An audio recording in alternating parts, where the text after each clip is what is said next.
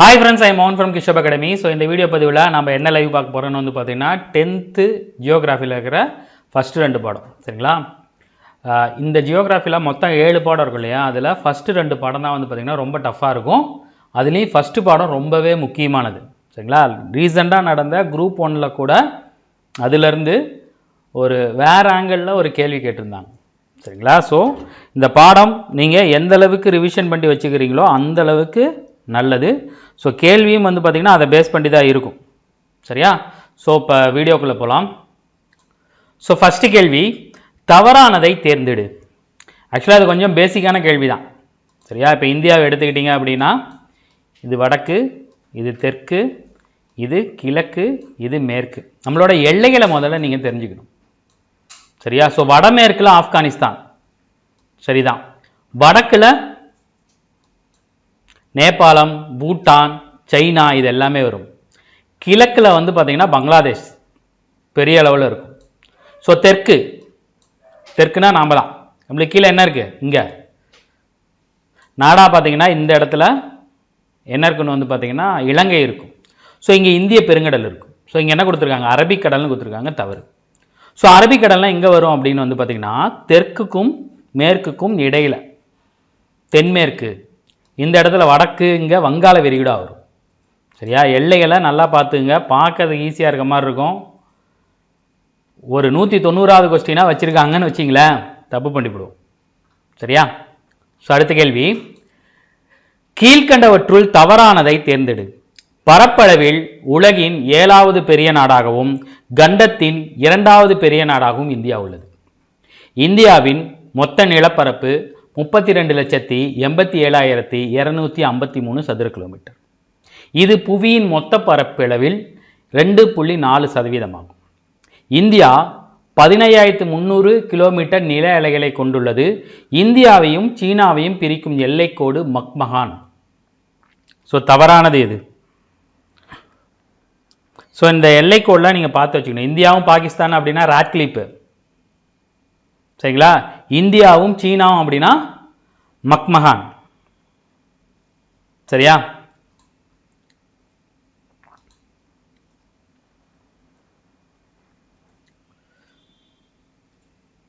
Very good.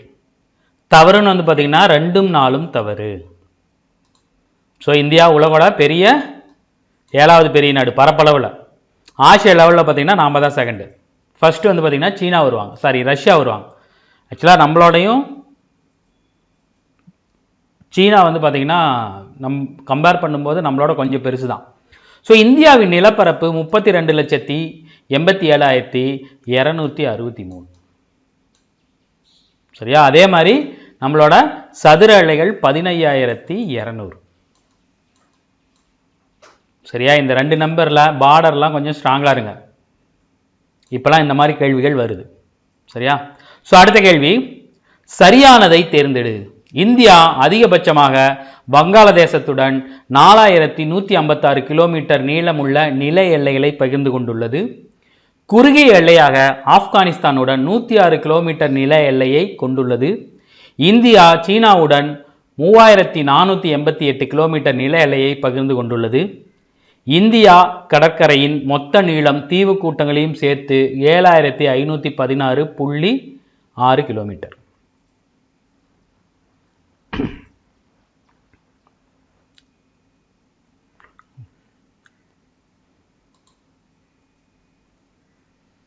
சீனா தெரிஞ்சு வச்சுக்கிங்க சரிங்க. ஏன்னா நமக்கும் சீனாவுக்கும் நிறைய பார்டர் பிரச்சனைலாம் வந்துக்கிட்டே இருக்குது.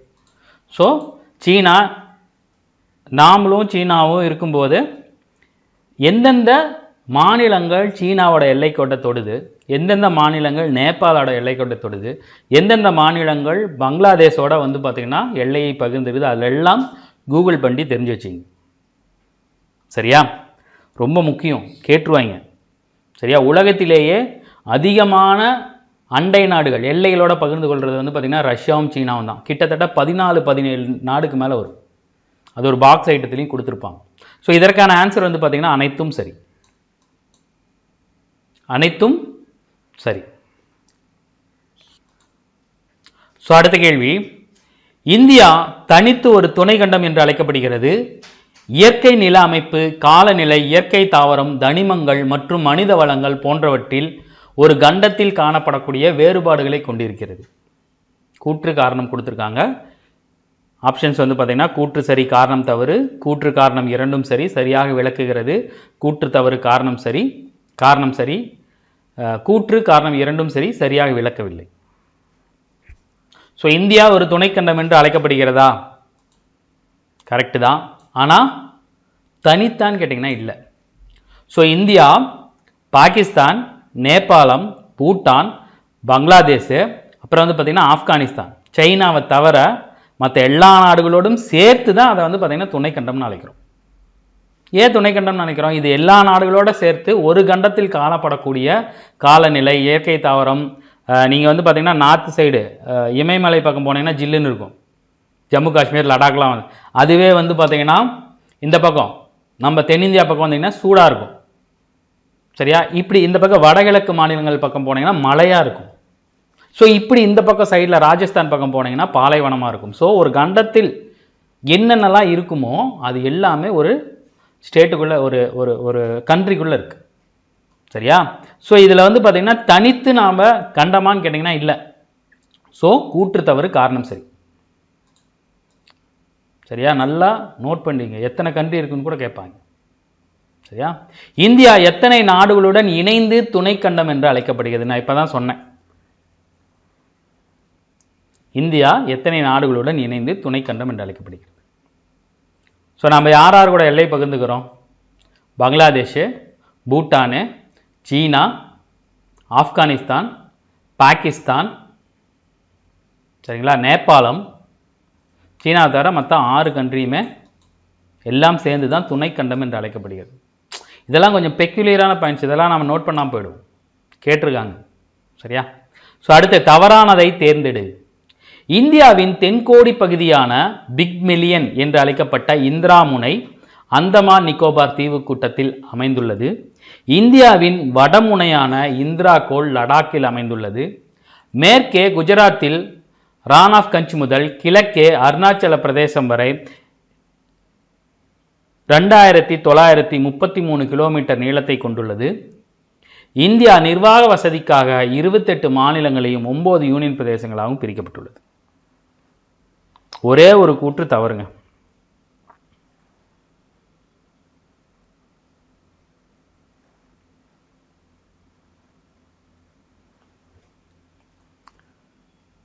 Very good. ஸோ இந்தியா வந்து பார்த்தீங்கன்னா வடக்கு தெற்கா 3214, இப்படி மேற்கு கிழக்கா வந்து பார்த்தீங்கன்னா 2933. சரியா? இங்கே ஒரு முனை இருக்கும், இங்கே ஒரு முனை இருக்கும், தீவுக்கூட்டங்களையும் சேர்த்து இங்கே ஒரு முனை இருக்கும். தீவுக்கூட்டம் அந்தமான் நிக்கோபாரில் இருக்கிறதா வந்து பார்த்தீங்கன்னா நம்மளுக்கு தென்கோடி முனை. சரியா? இது என்ன சொல்லுவாங்க? இந்திரா கோள்னு சொல்லுவாங்க. இதுக்கு முன்னாடி அதை என்ன சொல்லிட்டு இருந்தாங்க அப்படின்னா பிக் பில்லியன் அப்படின்னு சொல்லிட்டு இருந்தாங்க. ஆக்சுவலாக அது வந்து பார்த்தீங்கன்னா 6°45' அந்த அளவு இருக்கும். ஸோ இங்கே வந்து பார்த்தீங்கன்னா முதல் ஜம்மு காஷ்மீரில் இருந்துச்சு, இப்போ லடாக்கில் இருக்குது. லடாக்குன்னு புது புக்கில் மாற்றிட்டாங்க, அதனால தான் கொடுத்துருக்கேன். வடமுனையானது இந்திரா கோள் எங்கே இருக்குது அப்படின்னு கொடுத்துருந்தாங்க அப்படின்னா லடாக்கு. ஜம்மு காஷ்மீர், இமாச்சல்னு கேட்டிங்கன்னா போடாதீங்க, லடாக்குன்னு கொடுத்தா போடுது. ஸோ அதுக்கு பேர் என்னன்னு வந்து பார்த்தீங்கன்னா இந்திரா கோள். நம்மளோட தென்முனை எதுன்னு வந்து பார்த்தீங்கன்னா தென்கோடி முனை, தென்முனைன்னு இருக்குது. தென்முனை நம்ம கன்னியாகுமரி. சரியா? அதே மாதிரி இந்தியா 28 ஸ்டேட்டாகவும் 8 யூனியன் பிரதேசமாகவும் பிரிச்சிருக்காங்க. எத்தனை? 8 யூனியன் பிரதேசம். அந்தமான் நிக்கோபார், சண்டிகர், தாத்ரா நாகர்வேலி, டையூ டாமனு, டெல்லி, ஜம்மு காஷ்மீர், லடாக்கு, லட்சத்தீவு, அப்புறம் புதுச்சேரி. சரியா? அதாவது பழைய புக்கில் ஒன்று கொடுத்துருப்பாங்க, அதுக்கப்புறம் ரீசன் புக்கில் ஒன்று கொடுத்துருப்பாங்க, மறுபடியும் புக்கில் மாற்றிருப்பாங்க, பார்த்து வச்சுங்க. கீழ்கண்டவற்றுள் தவறான கூற்றை தேர்ந்தெடு. இமயமலையில் தோன்றும் ஆறுகளில் மிகப்பெரியது பிரம்மபுத்திரா. சிந்து நதியின் மிகப்பெரிய துணை ஆறு ஜீலம். சிந்து நதியும் கங்கை நதியும் இந்தியாவில் உருவாகிறது. இந்தியாவின் மிகப்பெரிய வடிகால அமைப்பை கொண்டது கங்கை நதியாகும். நீங்கள் நம்பர்லலாம் ஸ்ட்ராங்காக இருப்பீங்க, எனக்கு அந்த நம்பிக்கை இருக்குது. ஆனால் பேசிக்கான விஷயத்தில் ஸ்ட்ராங்காக இருக்கணும், அதுக்கு தான் இந்த கேள்வி.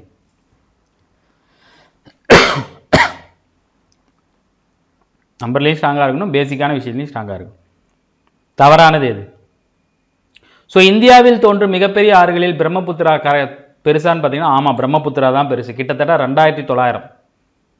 சிந்து வந்து பார்த்தீங்கன்னா 2850 தான் வரும். கங்கை 25. ஸோ இமயமலையில் தோன்றக்கூடிய ஆறுகளில் பெருசுன்னு வந்து பார்த்தீங்கன்னா பிரம்மபுத்திரா தான். ஸோ இந்த கூற்று கரெக்ட். சிந்து நதியின் மிகப்பெரிய துணை நதி வந்து பார்த்தீங்கன்னா சீனாப். ஜீலம், சீனாப்பு, ராவி, பியாசு, இதெல்லாம். ஏன் சீனாப்பை பற்றி நீங்கள் தெரிஞ்சுக்கணும் அப்படின்னா, இப்போ ரீசெண்டாக தான் சீனாப்பில் உலகின் மிக உயரமான பாலம் ஒன்று ஓப்பன் பண்ணி விட்டாங்க நம்ம மாண்புமிகு பிரதமர் நரேந்திர மோடி அவர்களோட அரசாங்கம். சரியா? ஸோ சிந்து நதியின் மிகப்பெரிய நதி எதுன்னு வந்து பார்த்தீங்கன்னா சினாப். ஸோ இது வந்து பார்த்தீங்கன்னா தவறு. சிந்து நதியும் கங்கை நதியும் இந்தியாவில் உருவாகிறதுன்னு கொடுத்துருக்காங்க. ஸோ 2, 3 ரெண்டுமே தவறு. சிந்து நதி திபெத்தில் இருக்கிற இமயமலையில் உருவாகும். சிந்து நதியும் பிரம்மபுத்திராவும் திபெத்தில் இருக்கிற இமயமலையில் உருவாகி அப்படியே உள்ள வரும். சரியா? உத்தரகாண்டில் இருக்கிற உத்தரகாசியில் தான் கங்கை நதி இதாகும். ஸோ இது தவறு. பார்த்துங்க, பேசிக் தெரிஞ்சுங்க. சரியா? நல்லா யோசிச்சு பாருங்கள். உங்களுக்கு டவுட் இருந்தால் கூகுளில் போட்டு பாருங்கள். 2-3 தடவை புக்கை பார்த்தீங்கன்னா உங்கள் ஐடியா தெரியும். இந்தியாவின் மிகப்பெரிய வடிகால் அமைப்பை கொண்டது கங்கை நதியானா ஆமாம். இமயமலையில் தோன்றக்கூடிய ஆறுகளில் இந்தியாவில் மிக நீளமாக பாயக்கூடியது கங்கை நதி. அதனால தான் நம்மளை கங்கை நதி வந்து பார்த்திங்கன்னா இந்தியாவின் தேசிய நதியாக அனௌன்ஸ்மெண்ட் பண்ணியிருப்பாங்க 2008 நினைக்கிறேன். சரியா? ஸோ அடுத்து, கீழ்கண்டவற்றுள் சரியானதை தேர்ந்தெடு. மேற்கில் உள்ள அருணாச்சல பிரதேசமும் கிழக்கில் உள்ள குஜராத் வரை ஏறத்தாழ 30 தீர்க்க கோடுகளை கொண்டுள்ளது. இந்தியாவின் கிழக்கில் உள்ள குஜராத்தை காட்டிலும் மேற்கில் உள்ள அருணாச்சல பிரதேசத்தில் 2 மணி நேரம் முன்னதாகவே சூரியன் உதயமாகிறது. இந்தியாவின் மத்திய தீர்க்க ரேகையான 82, ஆக்சுவலாக அது டிகிரிங்க, 82 டிகிரி 30 நிமிட்ஸ் வடக்கு தீர்க்க ரேகையின் தலைநேரம் இந்திய திட்ட நேரமாக எடுத்துக்கொள்ளப்படுகிறது. கிரீன்விச் திட்ட நேரமானது இந்திய திட்ட நேரத்தை விட 30 நிமிடம் முன்னதாக உள்ளது.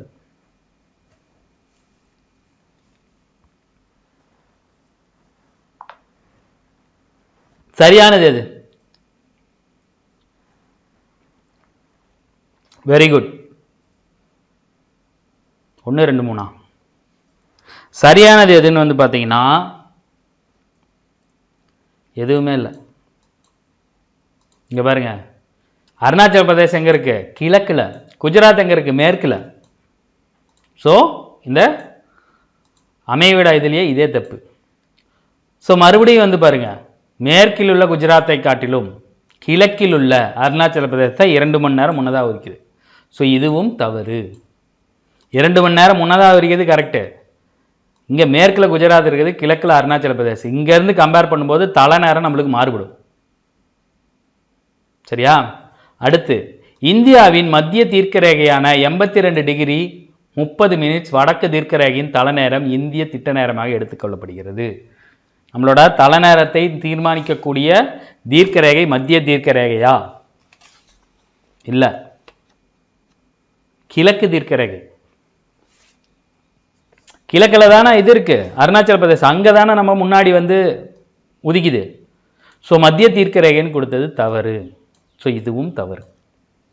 கிரீன்விச் திட்ட நேரமானது இந்திய திட்ட நேரத்தை விட 5:30 மணி முன்னாடி இருக்கு. இந்திய திட்ட நேரமானது கிரீன்விச் ஏன்னா கிரீன்விச் தான் வந்து பார்த்தீங்கன்னா எல்லா உலகத்தாலையும் ஏற்றுக்கொள்ளப்பட்டது. அங்கே தான் வந்து பார்த்தீங்கன்னா ரேகை, பூமத்திய ரேகை நடுவில் போகும்.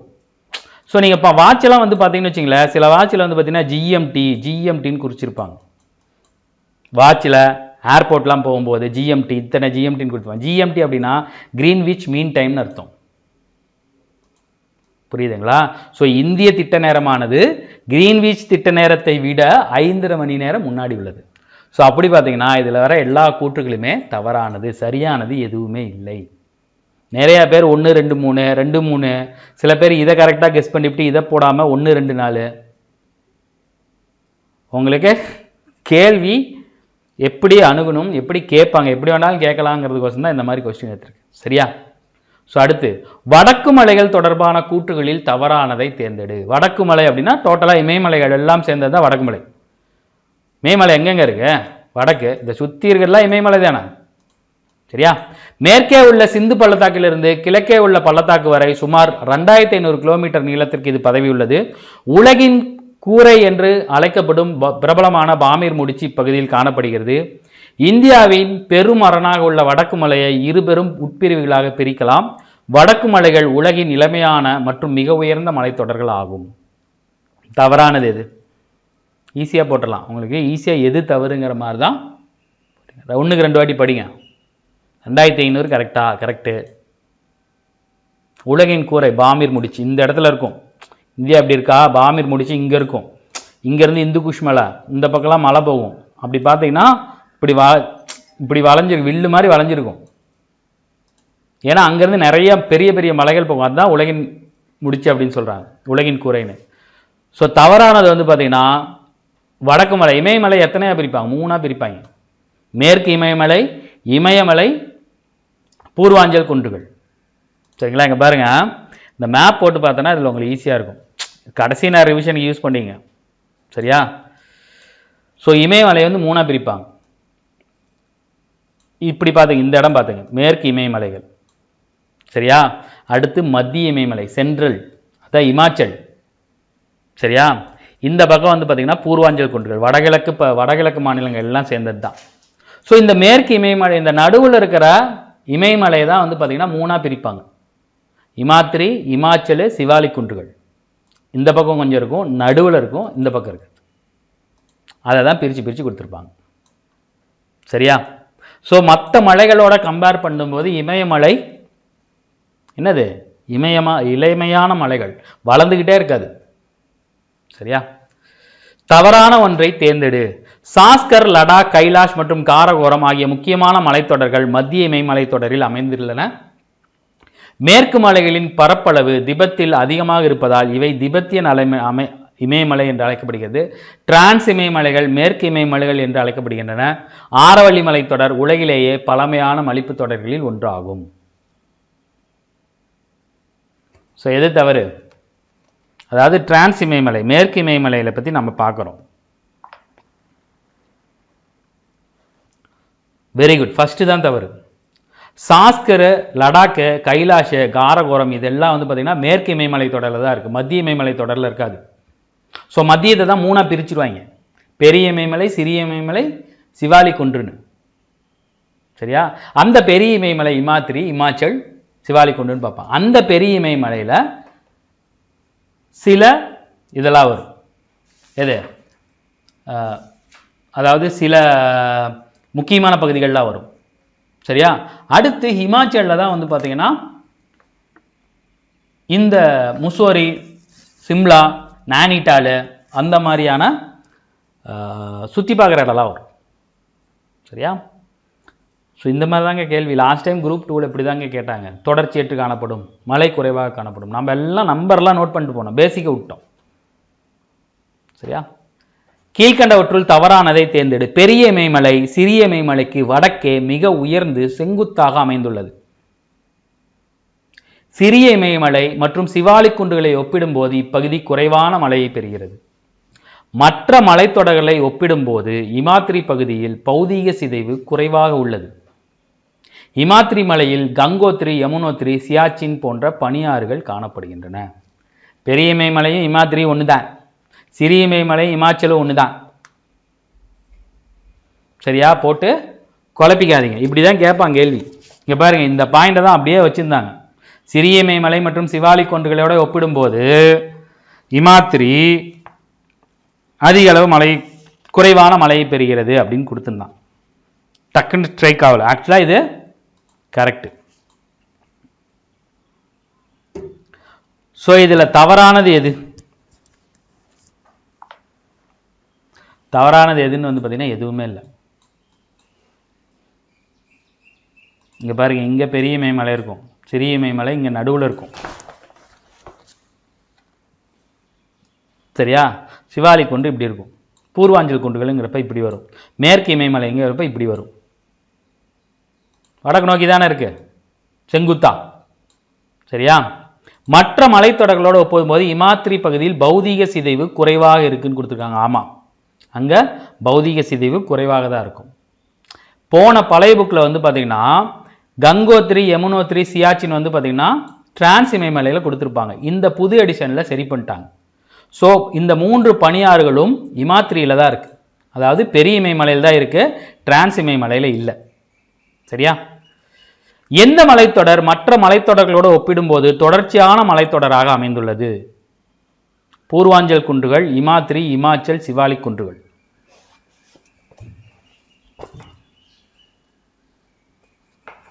இது ஒரு பாயிண்ட் அப்படியே கொடுத்துருந்தாங்க. குறைவான மழையை பெறுகிறதுன்னு கேட்டாலும் சரி, உயரம் அதிகமாக எந்த இடத்துல உயரமான சிகரங்கள் இருக்குதுன்னு கேட்டாலும் சரி, தொடர்ச்சியான மலைத்தொடராக இருக்குன்னு கேட்டாலும் சரி, எல்லாத்துக்கும் இமாத்திரி அதாவது பெரிய இமயமலை தான் வரும்.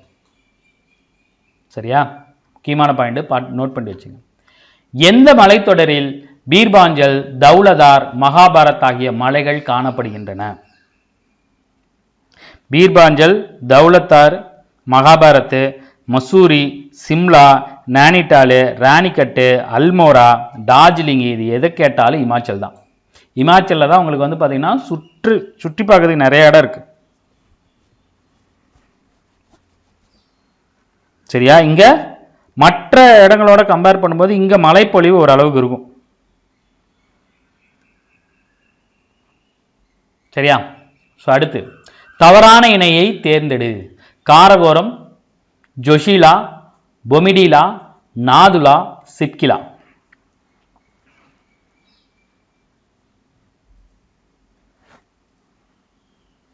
இது வேணா நம்ம ஷார்ட்கட் பார்க்கலாமா? சரியா? முதல்ல இதுக்கு தவறான விடை எதுன்னு சொல்றேன். Very good. Option C, Jammu Kashmir. சரியா? ஜம்மு காஷ்மீர் தான் தவறான விடை. ஸோ காரகோரம் கணவாய் வந்து பார்த்தீங்கன்னா எங்கே இருக்குன்னா ஜம்மு காஷ்மீரில் தான் இருக்கு. ஸோ ஜம்மு காஷ்மீர் குளிராக இருக்குமா?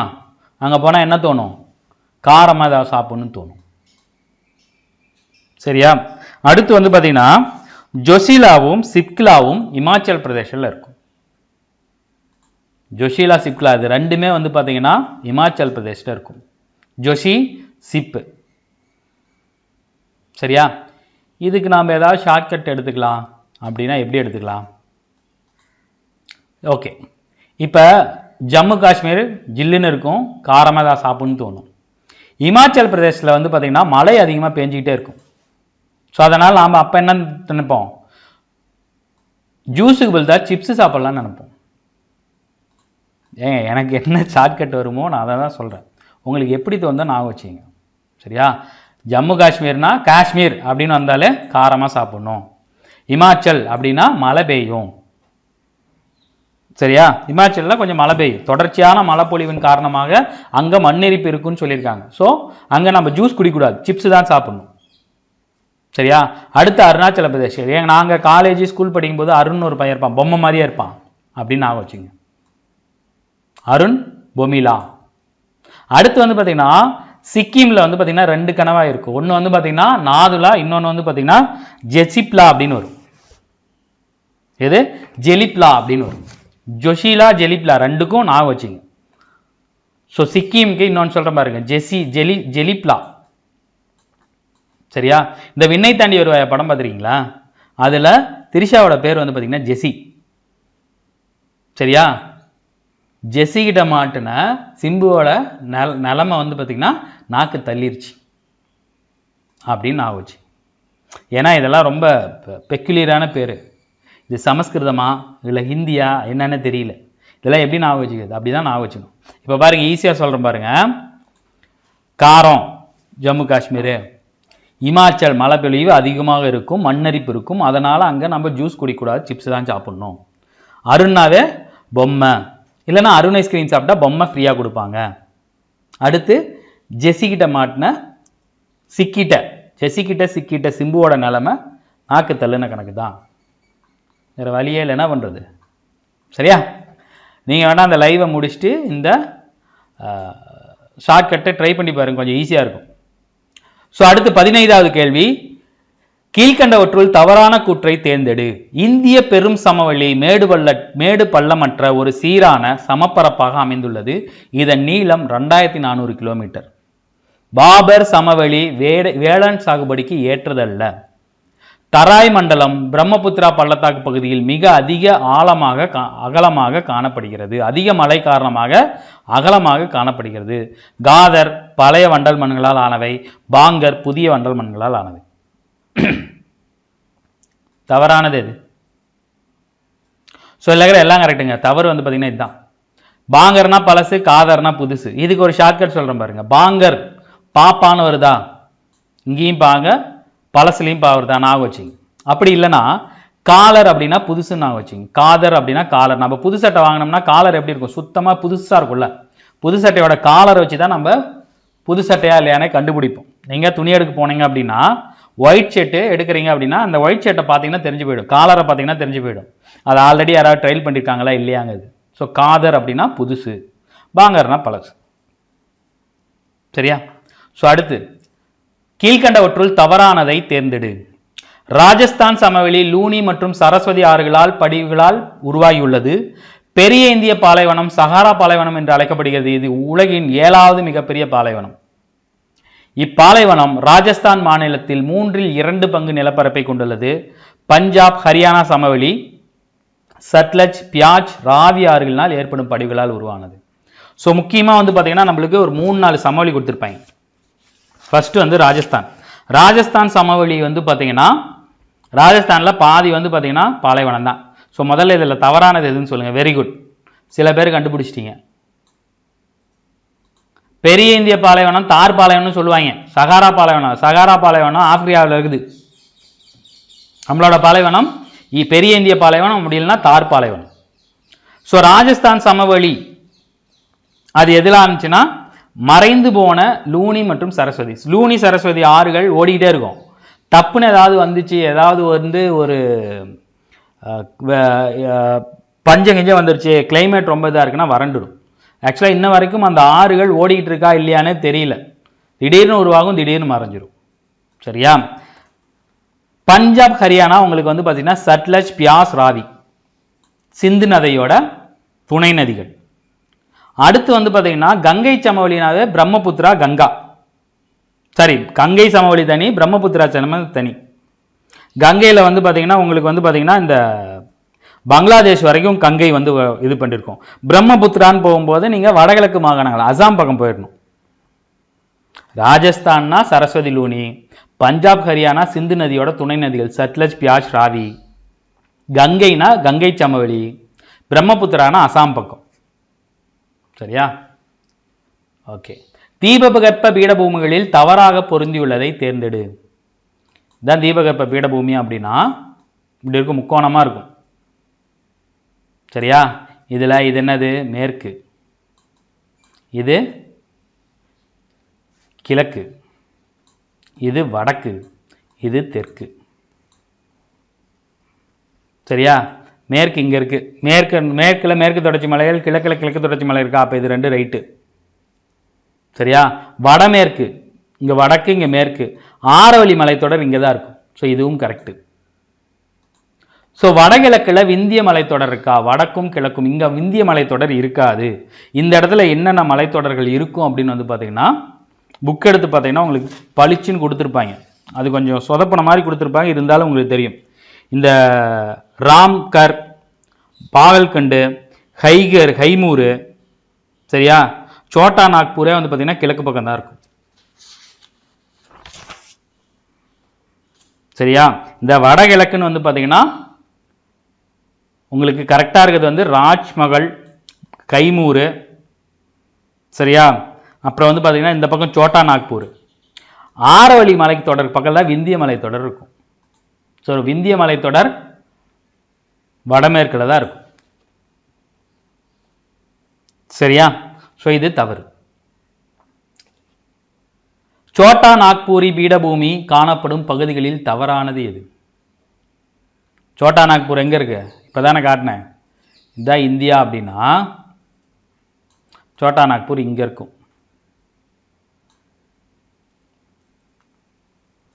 Very good. தவறானது ஆந்திரா. மேப்பை பார்த்தீங்கன்னா தெரிஞ்சு போயிடும். ஆந்திரா எங்கே இருக்குது, தமிழ்நாடு எங்கே இருக்குது, ஆந்திரா எங்கே இருக்குது, கர்நாடகா எங்கே இருக்கும், அப்படியே மேலே மகாராஷ்டிரா அப்படின்னு போகும். ஒடிசா இங்கே இருக்கும். இந்த சோட்டா நாக்பூர் பகுதி இங்கே இருக்கும். இங்கே வந்து பார்த்திங்கன்னா ஜார்க்கண்டு, சத்தீஸ்கர், ஒரிசா, இந்த ஒரிசாவோட சில பகுதிகள் இதில் கவர் ஆகும். மேற்கு வங்காளம் வரும். சரியா? சோட்டா நாக்பூர் அதெல்லாம் வரும். பீகார் வரும். உத்தரப்பிரதேசின் சில பகுதிகள் வரும். சோட்டா நாக்பூர் பகுதி வந்து பார்த்திங்கன்னா கனிம வளத்துக்கு ஏற்றது. அதனால தான் ஜார்க்கண்டு, சத்தீஸ்கர்லாம் உங்களுக்கு நிறைய இந்த ஸ்டீல் பிளான்ட்ஸ்லாம் நிறைய அங்கே இருக்கும். ஸோ அடுத்து கீழ்கண்டவற்றுள் தவறானதை தேர்ந்தெடு. ஆனைமலையில் அமைந்துள்ள ஆனைமுடி சிகரம், அதோட மீட்டர் வந்து பார்த்தீங்கன்னா 2695 மீட்டர். தீபகற்ப பீடபூமியில் அமைந்துள்ள சிகரங்களில் உயர்ந்த சிகரம். கிருஷ்ணா ஆறு தீபகற்ப பீடபூமியை இரு பெரும் பிரிவுகளாக பிரிக்கிறது. ஆரவலை மலைத்தொடரின் மிக உயரிய சிகரம் குருசிகார், அதோட உயரம் 1733 மீட்டர். மாலவ பீடபூமியின் கிழக்கு தொடர்ச்சி பகுதியை பந்தல்கண்ட் என்றும் பாகல்கண்ட் என்றும் அழைப்பர். ஈஸியான தவறு தான், கண்டுபிடிச்சிருங்க.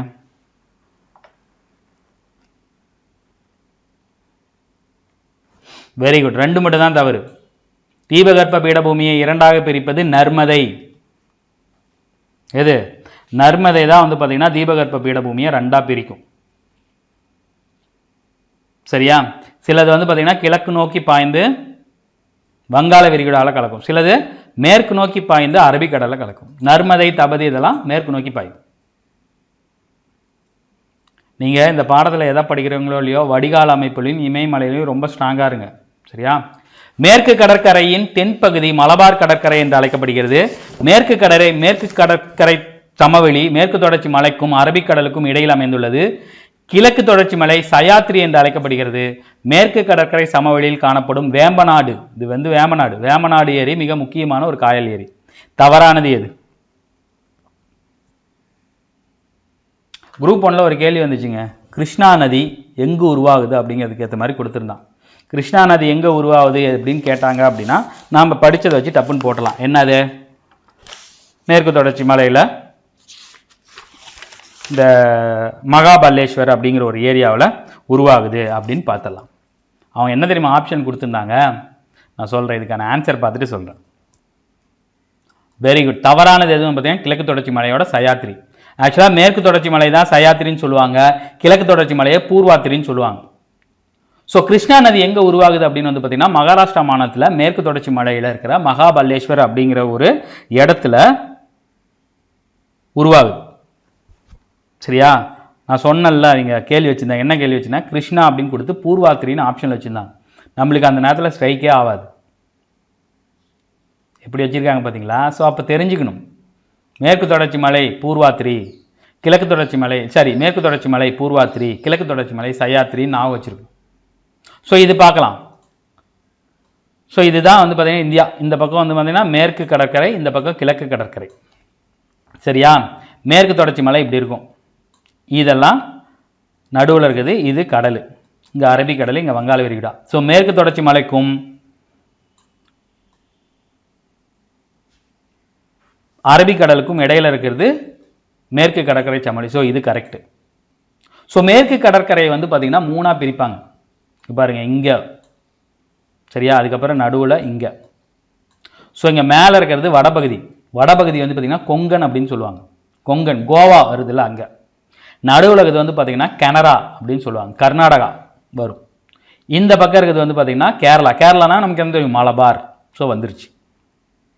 கிழக்கு தொடர்ச்சி மலையில் இருக்கிற இந்த கிழக்கு கடற்கரை சமவெளி வந்து பார்த்தீங்கன்னா எங்கேருந்து வரும் அப்படின்னு வந்து பார்த்தீங்கன்னா கொல்கத்தாவில், மேற்கு வங்காளத்தில், மேற்கு வங்காளம், ஒடிசா, ஆந்திரா, தமிழ்நாடு வரைக்கும் வரும். சரியா? ஸோ மேற்கு தொடர்ச்சி மலையை என்ன சொல்லுவாங்க? சயாத்திரின்னு சொல்லுவாங்க. கிழக்கு தொடர்ச்சி மலையை பூர்வாத்திரி அப்படின்னு சொல்லுவாங்க.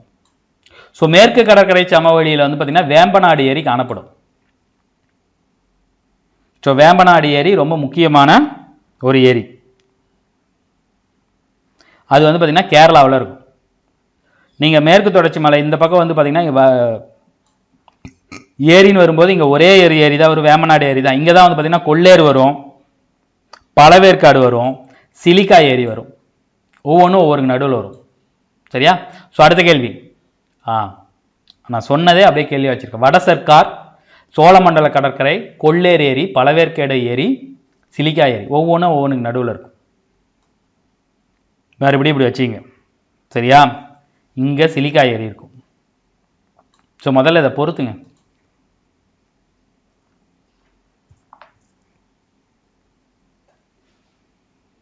Very good. 5 2 3 4 1. ஸோ வட சர்க்கார் அப்படிங்கிறது வந்து பார்த்தீங்கன்னா மகாநதி மற்றும் கிருஷ்ணா. ஸோ இங்கே இங்கே சிலிகா ஏரி, இதுக்கு மேலே மகாநதி. சரியா? இங்கே கோதாவரி, இங்கே கிருஷ்ணா, இங்கே காவிரி. மகாநதி, கோதாவரி, கிருஷ்ணா, காவேரி. மகாநதியோட தென்மேற்கில் என்ன இருக்கும்? சிலிக்கா இருக்கும். ஸோ மகாநதி சிலிக்கான்னு வந்தால் மகாநதி. சரியா? அடுத்து வட சர்க்கார் அப்படின்னு வந்து பார்த்தீங்கன்னா மகாநதி, இங்கே மகாநதி இருக்கா, இங்கே கிருஷ்ணா இருக்கா, ரெண்டுக்கும் நடுவில் இருக்கிறது வட சர்க்கார். கிருஷ்ணாவுக்கும் காவேரிக்கும் நடுவில் இருக்கிறது வந்து பார்த்தீங்கன்னா சோழமண்டல கடற்கரை. கொள்ளேரி ஏரினா கோதாவரிக்கும் கிருஷ்ணாவுக்கும் நடுவில் தான் இருக்கும். பழவேற்காடு தமிழ்நாடு, ஆந்திரா. அந்த மேப்பை எடுத்து வைங்க. இதை சொன்னது அப்படியே இல்லைங்க, நோட் பண்ணி வைங்க. பார்த்த உடனே உங்களுக்கு டக்கு டக்குன்னு நான் வந்துடும். சரியா? ஸோ அடுத்த கேள்வி, அந்தமான் மற்றும் நிக்கோபார் ஆகிய தீவுகளுக்கு பொதுவான உயர்நீதிமன்றம் எங்குள்ளது? இது வந்து புக்கில் இருக்குதான்னு தெரில, ஆனால் ப்ரீவியஸ் இயரில் கேட்டிருக்காங்க, அதனால் தெரிஞ்சு வச்சுக்கோங்க. அந்தமான் நிக்கோபார்லாம் வந்து பார்த்தீங்கன்னா உங்களுக்கு இது இருக்காது, தீவு, அங்கே கோட்டெல்லாம் இருக்காது. ஸோ அதுக்கு அதில் பக்கத்தில் இருக்கிறது என்னது? Very good, Kolkata. கொல்கத்தாவில் அதுக்கு பொதுவான கோர்ட் இருக்கு. இதுவே லட்சத்தீவுன்னு வந்து பார்த்தீங்கன்னா கேரளாவில் இருக்கும். சரியா? ஸோ அடுத்து, கீழ்கண்ட கூற்றுகளில் தவறானதை தேர்ந்தெடு.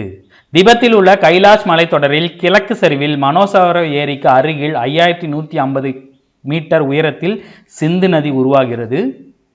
திபெத்தில் உள்ள மானோசவர் ஏரிக்கு கிழக்கே கைலாஷ் மலைத்தொடரில் உள்ள செம்டாயுங் அப்படிங்கிற பனியாற்றில் 5150 மீட்டர்ல பிரம்மபுத்திரா உற்பத்தி ஆகுது.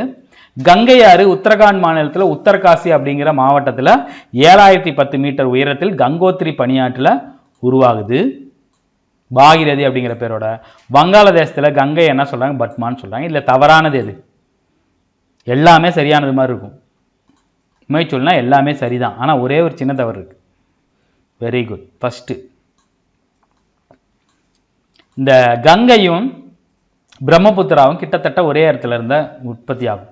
மானோசவர் ஏரிக்கு வடக்கு சரிவில், இங்கே கிழக்குன்னு கொடுத்துருக்கு இல்லையா, கிழக்கு வராது. என்ன வரும்? மானோசவர் ஏரியோட வடக்கு சரிவில்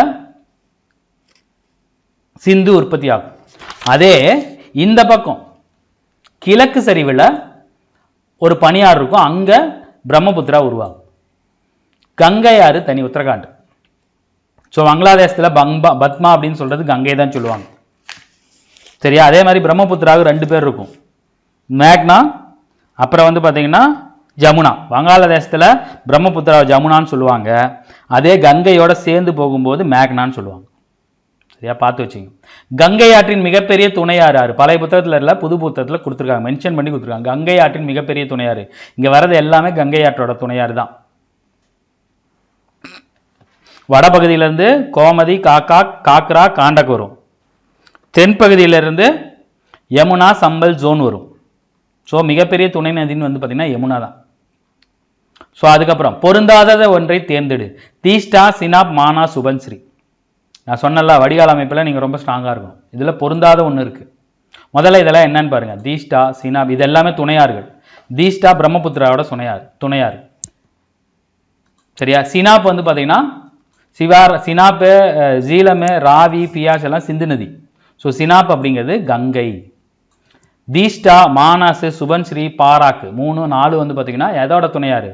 பிரம்மபுத்திராவோட துணையாறு. ஸோ பொருந்தாதது இதுதான். ஸோ அடுத்து, நதிகளையும் அதன் பாயும் நீளங்களையும் வரிசைப்படுத்துக, அதாவது பொறுத்துக. சார் ஒன்றுமே தெரில சார், கெஸ் பண்ணுங்க.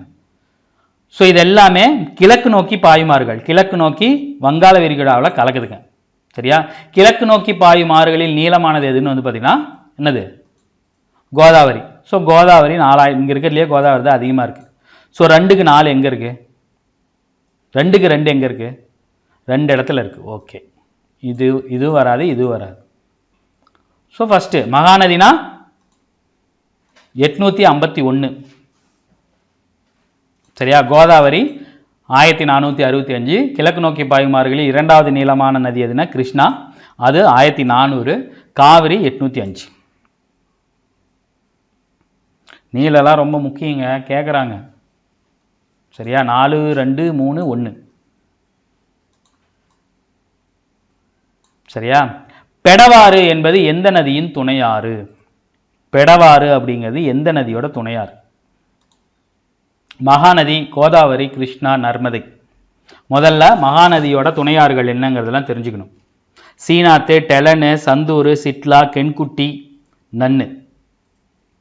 கோதாவரின்னு எடுத்துக்கிட்டிங்க அப்படின்னா லேடிஸ் பேராக தான் வரும். பூர்ணா, பென்கங்கா, அமராவதி, இந்திராவதி, பிரணிதா, தாலி.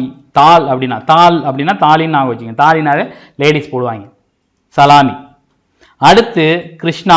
கிருஷ்ணாவோட துணை நதிகள் எதுன்னு வந்து பார்த்தீங்கன்னா, துணையாறுகள் எதுன்னு வந்து பார்த்தீங்கன்னா கொய்னா, பீமா, முசி, துங்கபத்ரா, பெடவாறு. இது எல்லாமே கொய்னா, பீமா, முசி, துங்கபத்ரா, பெடவாறு. சரியா? அடுத்து காவிரி. காவிரியோட துணையாறுகள்னு வரும்போது பவானி, நொய்யல், இதெல்லாம் வரும். சரியா?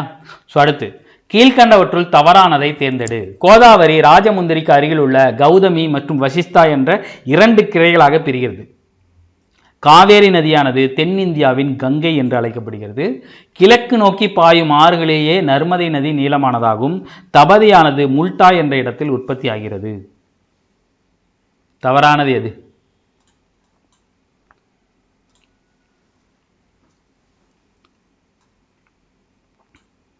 மேற்கு நோக்கி பாயும் ஆறுகளே நீளமானது தான் நர்மதை. கிழக்கு நோக்கி பாயும் ஆறுகள் நீளமானது பிரதான பார்த்தோம் என்னது? கோதாவரி. சரியா? ஸோ கோதாவரி வந்து பார்த்தீங்கன்னா ராஜமுந்திரி, கர்நாடகான்னு நினைக்கிறேன். சரிங்களா? கர்நாடகட்ட 2ஆக பிரியும். 2ஆக பிரிஞ்சு ஒரு பெரிய டெல்டா உருவாக்கும். கர்நாடகா, ஆந்திராவோ ராஜமுந்திரி. தபதி மகாராஷ்டிராவில் மத்திய பிரதேசம் நினைக்கிறேன். மத்திய பிரதேசம் தான். பெட்டூல் அப்படிங்கிற மாவட்டத்தில் முல்டாய் அப்படிங்கிற இடத்துல உற்பத்தி ஆகும். ஸோ இதுவும் கரெக்டு தான். ஸோ அடுத்து பொருந்தாத ஒன்றை தேர்ந்தெடு. வாகி, கோமை, கோலர், போரி. இந்த மகாநதி, கோதாவரி, கிருஷ்ணா, காவிரி இதோட துணையாறுகள் ஞாபகம் வச்சுக்கிறது ஈஸி. கொஞ்சம் கஷ்டமாக இருக்குது நர்மதையும் தபதி தான்.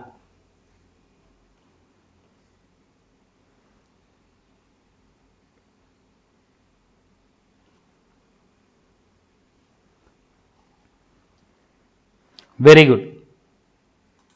ஸோ மற்றது எல்லாம் வந்து பார்த்தீங்கன்னா தபதியோட துணையாறுகள். கோலர் அப்படிங்கிறது வந்து பார்த்தீங்கன்னா நர்மதையோட துணையாறுகள். சரியா? ஸோ அதுக்கு மாறுபட்ட ஒன்றை கண்டுபிடி. காவிரி, நர்மதை, மாகி, தபதி. பட்டுன்னு போட்டுருணும். என்னது? Very good. மற்றதெல்லாம் மேற்கு நோக்கி பாயுமாறுகள், காவிரி, கிழக்கு நோக்கி பாயுமாறுகள். ஏதை சொல்லிக்கிட்டே இருக்கேன்னா இது வரைக்கும் 10-15 கேள்வி கேட்டுருக்காங்க. மேற்கு நோக்கி பாயுமாறுகள், கிழக்கு நோக்கி பாயுமாறுகள், மேற்கு நோக்கி பாயுமாறுகள், கிழக்கு நோக்கி பாயுமாறுகள். அந்த இடத்துல அதுதான் நம்ம ஆளுங்க போய் டவுட் வரும். அதுக்கு தான். ஸோ கடல் மட்டத்திலிருந்து எத்தனை மீட்டர் உயரத்தில் சென்னை அமைந்துள்ளது? கேள்வி வரும், போட்டுருவீங்க. ஒவ்வொரு 1000 மீட்டருக்கு ஒரு தடவை போகும்போது 6.5 செல்சியஸ் அதிகமாகுது. அது கீழே பாக்ஸில் கொடுத்துருப்பான். எத்தனை மீட்டர் உயரம்? Very good, 6.7 metre. சரியா? ஸோ அடுத்து கொல்கத்தாவில் மழைப்பொழிவு 119 சென்டிமீட்டர். உள்பகுதியில் அமைந்திருக்கும் பீகானீர், அதாவது ராஜஸ்தானில் 24 சென்டிமீட்டருக்கும் குறைவான மழைப்பொழிவு பதிவாகிறது. காரணம், கடற்கரை பகுதியில் காற்றின் ஈரப்பதம் மிதந்திருப்பதால் அதிக மழை தரும் திறனை கொண்டுள்ளது. கூற்று காரணத்தை விளக்குகிறதா? ஆமா, சரியா விளக்குது இல்லையா? ஏன் கொல்கத்தாவில் 119 சென்டிமீட்டர் ஆகுது ஆண்டுக்கு? கடற்கரையோடு இருக்கும் கொல்கத்தா, மேற்கு வங்காளம். கடற்கரை ஓரகிற பகுதியில் எப்பயுமே மழை உங்களுக்கு அதிகமாக தான் இருக்கும். கீழ்காணும் கூற்றுகளில் தவறானதை தேர்ந்தெடு. சூரியனின் செங்குத்து கதிர்கள் ஜூன் மாத இறுதியில் விழுகின்ற பொழுதும் கோடை காலம் மே மாத இறுதியில் முடிவடைகிறது. மேலேயே கோடை முடிஞ்சு போயிடும், ஆனாலும் ஜூன் மாத இறுதி வரைக்கும் செங்குத்து கதிர்கள் விழுந்துகிட்டே இருக்கும். அதனால தான் ஜூன் ஜூலையில் நமக்கு லைட்டாக மழை பெய்யும். தென்மேற்கு பருவக்காற்று காலங்களில் மேற்கு தொடர்ச்சி மலைகளின் மேற்கு சரிவு பகுதி கனமழையை பெறுகிறது. மேற்கு தொடர்ச்சி மலையின் மேற்கு சரிவு இதுதான், இந்த பக்கம் மழை பெரியுதுங்கிறாங்க. இங்கேருந்து காற்று இப்படி வரும், சரியா, இங்கே மோதும், இங்கெல்லாம் மழை வரும். இந்த மேற்கு தொடர்ச்சிக்கு அந்த பக்கம் இருக்கிற தமிழ்நாடு, ஆந்திரா, கர்நாடகாலாம் மழை வராது, கேரளாவில் மழை போட்டு பொழக்கும். ஸோ இதுவும் கரெக்ட். ஆந்திர பிரதேசத்தின் பெரும்பகுதிகள் மேற்கு தொடர்ச்சி மலையின் காற்று மோதா பக்கத்தில். ஆந்திராவை மட்டும் இல்லை, நாமளும் அங்கே தான் இருக்கும். ஸோ இதுவும் கரெக்ட். ஸோ தவறானது எது? எதுவுமே இல்லை. ஸோ வளிமன்ற உயர் அடுக்குகளில் நகரக்கூடிய காற்றுகள் ஜெட் காற்றுகள் நம்மளோட பருவக்காற்றில் கொண்டு வரதில் இந்த ஜெட் காற்றுகள் நிறையா விஷயங்கள் பண்ணும். ஈரான் மத்திய தரைக்கடலிருந்து காற்று இந்த பக்கம் கொண்டு வரக்கூடியது ஜெட் காற்றுகள். சரியா? ஸோ அடுத்து, அரபிக்கடலில் பருவங்களுக்கு ஏற்ப மாறி மாறி வீசும் காற்றுகள் கோடை காலத்தில் எந்த திசையிலிருந்து நோக்கி வீசுகிறது? அரபிக்கடல் முதல்ல எங்கே இருக்கு? இங்கே அரபிக்கடல். ஸோ மேற்கில் இருக்கும். ஸோ அரபிக்கடலில் பருவகாலங்களுக்கு ஏற்க அப்படின்னா இது தென்பகுதி, இது மேற்கு பகுதி, இங்கே மேற்கில் அரபிக்கடல் இருக்குது. அப்போ எங்கேருந்து வீசும்? இங்கேருந்து வடகிழக்கு நோக்கி வீசும். ஸோ தென்மேற்கிலிருந்து வடகிழக்கை நோக்கி. உங்களுக்கு ஒரு டவுட் வருதா? டப்புன்னு இந்தியா மேப் எடுத்து போடுங்க, உங்களுக்கு ஏதாவது ஒரு ஐடியா கிடைக்கும். புரியுதா? ஸோ அடுத்து, கீழ்கண்ட கூற்றுகளை கவனிக்கும். குளிர்காலத்தில் சூரியனின் செங்குத்து கதிர்கள் இந்தியாவில் இருந்து வெகு தொலைவில் உள்ள மகர ரேகையின் மீது செங்குத்தாக விழுகிறது. குளிர்காலத்தில் மேற்கு இமயமலை, தமிழ்நாடு, கேரளா ஆகிய பகுதிகள் மழையை பெறுகின்றன. கோடை காலத்தின் மத்தியிலும் இறுதியிலும் நிலப்பகுதியில் இடியுடன் கூடிய ஆலங்கட்டி மழை பெய்கிறது. அக்டோபர் மற்றும் செப்டம்பர் காலங்களில் வடமேற்கு திசையிலிருந்து வீற்றும் தலக்காட்டு நார்வெஸ்டர் அல்லது கால் பைஸ் ஆகி என்று அழைக்கப்படுகிறது. தவறானது எது? சரியானது எது? Very good. யார் அனைத்தும் சரி போட்டீங்க? Very good. அனைத்தும் சரி போட தப்புங்க. இங்க பாருங்க, இதெல்லாம் ஓகே. என்ன தப்பு? அக்டோபர் செப்டம்பர் மாதம் கால் பைசாகினா என்னது? அறுவடை திருவிழா பஞ்சாப்ல கொண்டாடுவாங்கன்னு பார்த்துருமா? அறுவடை திருவிழா யூஸ்வலாக எப்போ கொண்டாடுவாங்க? சித்திரையில் கொண்டாடுவாங்க. சித்திரை எப்போ வரும்? ஏப்ரல் வரும். ஸோ அப்போ இங்கே என்ன வரணும்? ஏப்ரல் வரும். ஏப்ரல் மேலே தான் வரும். அதுதான் தவறு. சரியா? ஸோ அடுத்து, தென்மேற்கு பருவக்காற்று இந்தியாவின் வடமுனையை அடையும் போது 2 கிளைகளாக பிரிகிறது. இதன் ஒரு கிளை அரபிக்கடல் வழியாகவும் மற்றொரு கிளை வங்காள விரிகுடா வழியாகவும் வீசுகிறது. அரபிக்கடல் கிளை மேற்கு தொடர்ச்சி மலையின் மேற்கு சரிவுகளில் மோதி பலத்த மழையை தருகிறது. வங்காள விரிகுடா கிளை வடகிழக்கு இந்தியா மற்றும் மியான்மரை நோக்கி வீசுகிறது. இது காசி, காரா, ஜெயந்தியா குன்றுகளால் தடுக்கப்பட்டு வடகிழக்கு பகுதிகளில் பருவமழையை தருகிறது. தவறான எது? தவறான ஒன்று தவறானது இருக்கு.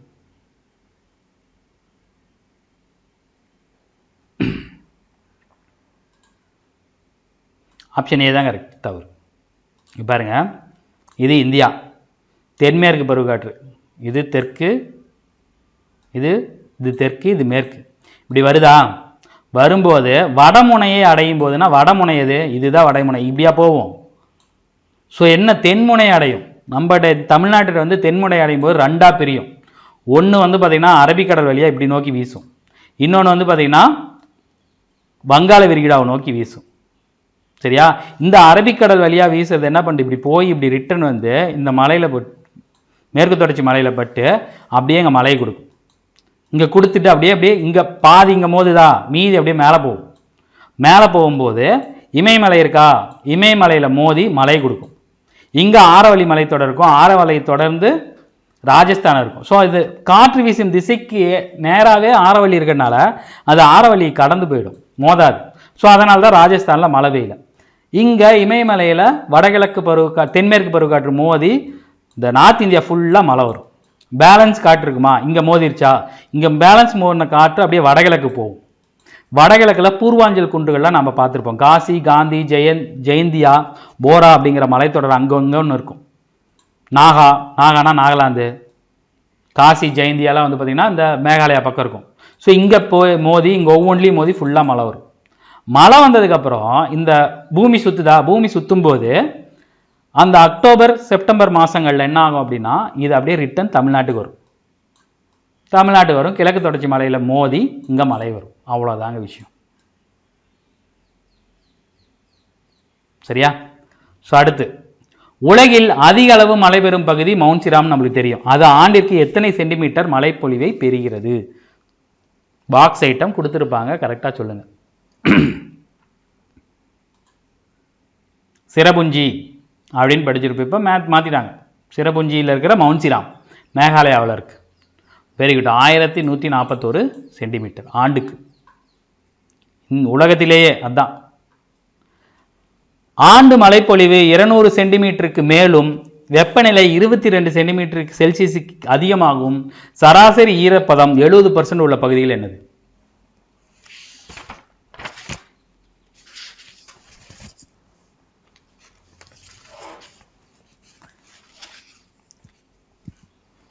முதல்ல நம்ம 4 பிரிச்சிடலாம்.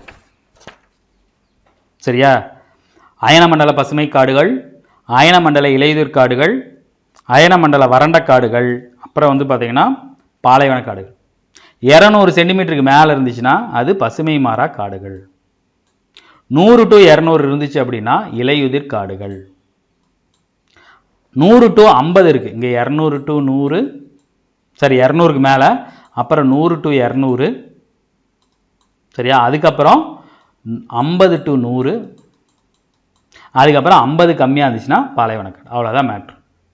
இந்த டிகிரிலாம் வந்து பார்த்தீங்கன்னா 1 தான் கொடுத்துருப்பான், 27 டிகிரி 22 டிகிரி அப்படின்னு. மற்றெல்லாம் டிகிரி பெருசாக வராது. மலைப்பொழிவை மட்டும் நான் வச்சுங்க. சரியா? எந்த வகையான காடுகள் நறுமண திரவியங்கள், வார்னிஷ், சந்தன எண்ணெய் மற்றும் வாசனை திரவியங்களை அளிக்கின்றன? ஆக்சுவலாக அளிக்கின்றனா கொடுக்குதுன்னு அர்த்தம். இந்த லீவ் வரும். ஸோ குரூப் 1ல் அதுக்கு முன்னாடி நடந்த தேர்வுகளில் என்ன பண்ணாங்க அப்படின்னா, ஒரு மரத்தோட பேர் கொடுத்துட்டு எந்த மாதிரியான காடுகள்லேருந்து இது கிடைக்குதுன்னு கேட்குறாங்க. அதுக்கு தான் இந்த மாதிரி கொஸ்டின்லாம் வச்சுருக்கோம். அயனமண்டல இலையுதிர் காடுகள். சரியா? Oak, beech, silver, fir, pine, spruce, juniper போன்ற மரங்கள் எத்தனை மீட்டர் உயரமுள்ள இடங்களில் வளர்கிறது?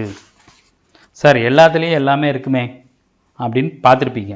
சிலதில் இருக்காது, சிலதில் இருக்காது.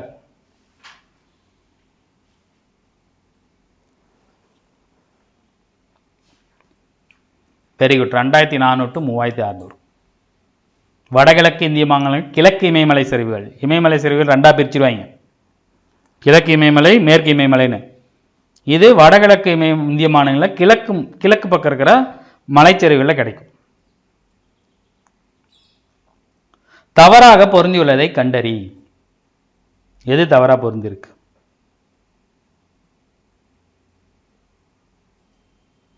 ஸோ அது பாருங்கள், அது உங்களுக்கு டக்குன்னு ஆகும்லாம் பாருங்கள். 900 to 1800, 1800 to 3000, 1200 to 2600, 2600 to 3600. சரியா? ஸோ 2 ஊசி இலை காடுகள். அப்போ 1 தப்பி தான் தப்பு. 900 to 1800 மீட்டர்களில் என்ன மரங்கள் காணப்படும்னா சிர் எனப்படும் மர வகையில் காணப்படும். 1800 to 3000 மீட்டரில் உங்களுக்கு ஊசி இலை காடுகள் காணப்படும். 2400 மீட்டருக்கு மேலேன்னு வந்து பார்த்தீங்கன்னா உங்களுக்கு அது அல்பைன் காடுகள். அல்பைன் காடுகள்லையும் இந்த 2400 to 3600 ரெண்டுலேயும் வந்து பார்த்தீங்கன்னா ஒரே மாதிரியான மரங்கள் தான் காணப்படும். அதில் இல்லாத மரங்கள் தான் இப்போ சின்ன மண் வந்து பார்த்தீங்கன்னா இந்த இடத்துல இருக்கா, இதில் இங்கே இருக்காது. ஸோ சின்ன மண்ணை மட்டும் பெக்குலியராக கேட்பாங்க. இந்த சின்கோனாலாம் இருக்கும், அயனமண்டல காடுகளில் சின்கோனாலாம் இருக்கும், அதெல்லாம் கேட்பாங்க. சரியா? ஸோ அடுத்து, இந்திய வனவிலங்கு வாரியம் 1952ஆம் ஆண்டு ஆரம்பிக்கப்பட்டது. இந்தியாவில் 102 தேசிய பூங்காக்கள், 515 வனவிலங்கு சரணாலயங்கள் உள்ளன. இந்திய அரசு 1973இல் வனவிலங்கு பாதுகாப்பு சட்டத்தை இயற்றியது. இந்தியாவில் உள்ள 18 உயிர்கோள காப்பகங்களில் 11 காப்பகங்கள் யுனெஸ்கோவின் உயிர்கோள காப்பக திட்டத்தின் கீழ் செயல்படுகின்றன.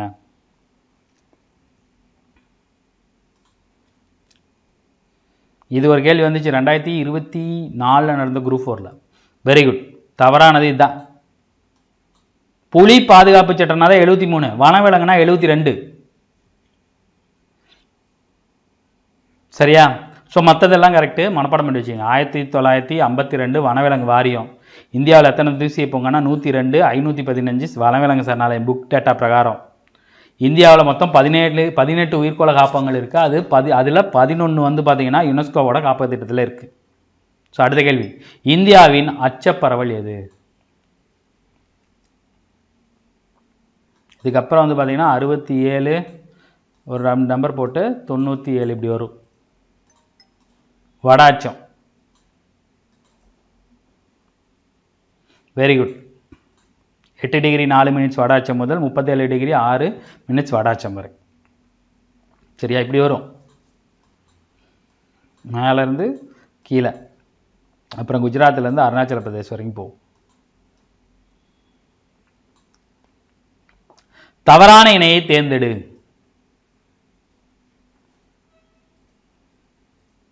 பாக்ஸ் ஐட்டம் கொடுத்துருப்பாங்க. புது எடிஷனில் அதை தூக்கியிருக்காங்க, பழைய எடிஷனில் கொடுத்துருப்பாங்க, பார்த்துங்க.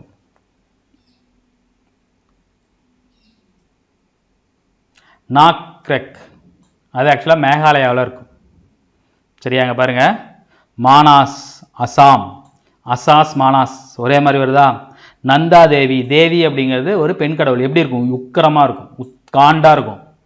சரியா? நாக்கு இங்கே மேகாலயனா மேக், நாக் மேக்.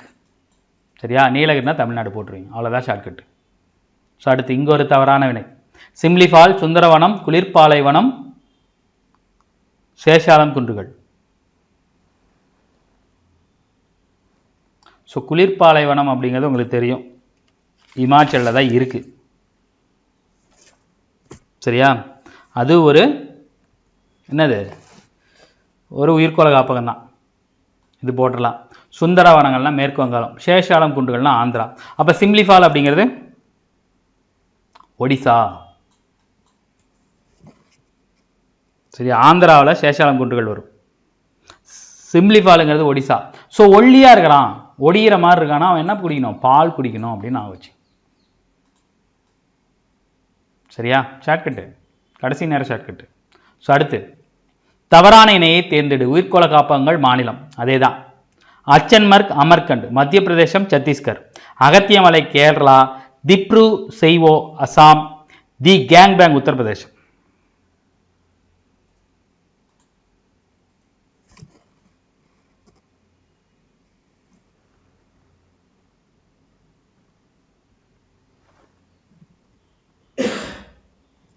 ஸோ ஆக்சுவலாக இதில் ஒரு சின்ன தவறு இருக்குது, இந்த கேள்வி அப்படியே ஒமிட் பண்ணிடுங்க. சரியா? ஆக்சுவலாக அச்சன்மர்க்கு அமர்கண்ட் வந்து பார்த்தீங்கன்னா சத்தீஸ்கரில் வரும், மத்திய பிரதேசம் சத்தீஸ்கர். ஸோ கரெக்டு தான்.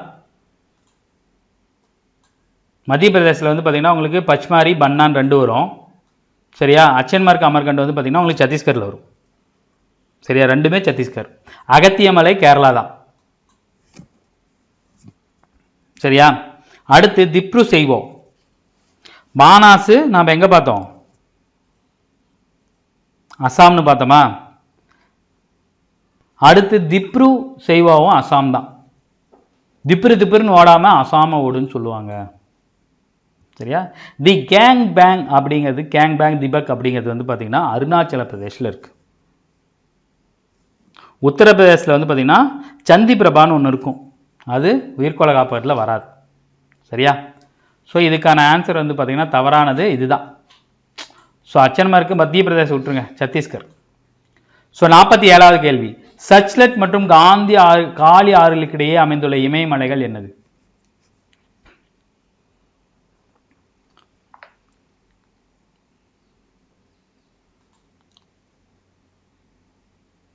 ஹிமாயின் இமயமலைகள். சரியா? ஸோ வங்காள விரிகுடாவில் உள்ள அந்தமான் நிக்கோபார் எத்தனை தீவு கூட்டங்களை உள்ளடக்கியது?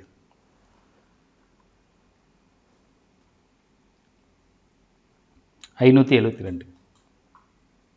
அந்தமான் தீவு கூட்டங்களையும் நிக்கோபார் தீவு கூட்டங்களிலிருந்து பிரிக்கக்கூடிய கால்வாய் எது? மொத்தம் நீங்கள் 3 கால்வாய் வச்சுக்கணும், 6,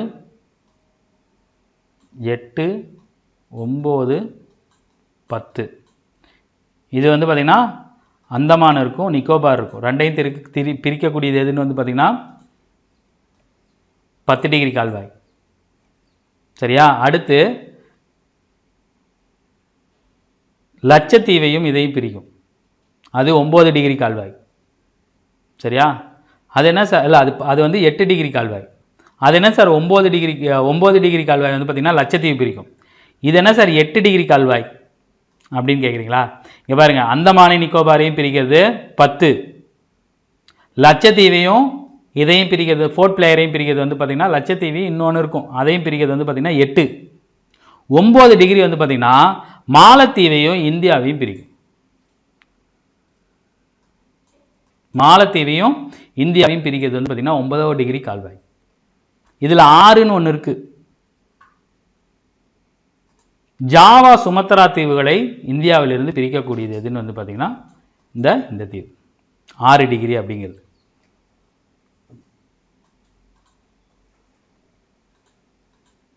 சரியா? கிட்டத்தட்ட 50 கேள்வி பார்த்துருக்கோம். கொஞ்சம் ட்ரிக்கியான கேள்வி நிறையா பார்த்துருக்கோம்.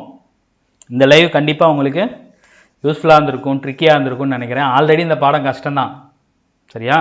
இந்த லைவை பார்த்துட்டு போனீங்கன்னா உங்களுக்கு இந்த பாடங்களில் எது முக்கியம், எது கொஞ்சம் ஈஸியாக எப்படி படிக்கணும் அப்படிங்கிறது சில ஐடியா கிடைக்கும். சரியா? ஸோ இதே மாதிரி அடுத்த ஒரு லைவில் நம்ம சந்திப்போம். தேங்க்யூ.